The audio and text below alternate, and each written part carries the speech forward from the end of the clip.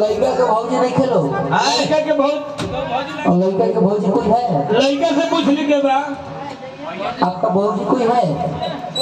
नहीं नहीं है। तब तो होली में पिचकारी के नहीं जाला।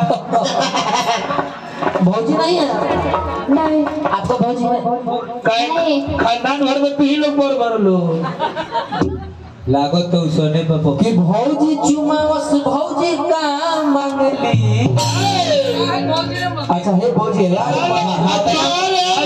भौजी बढ़िया भौजी आई पिया हाथना खनिहार भौजी है भौजी चुमावस भौजी का मांगली कि भौजी गाछी पर के बकरा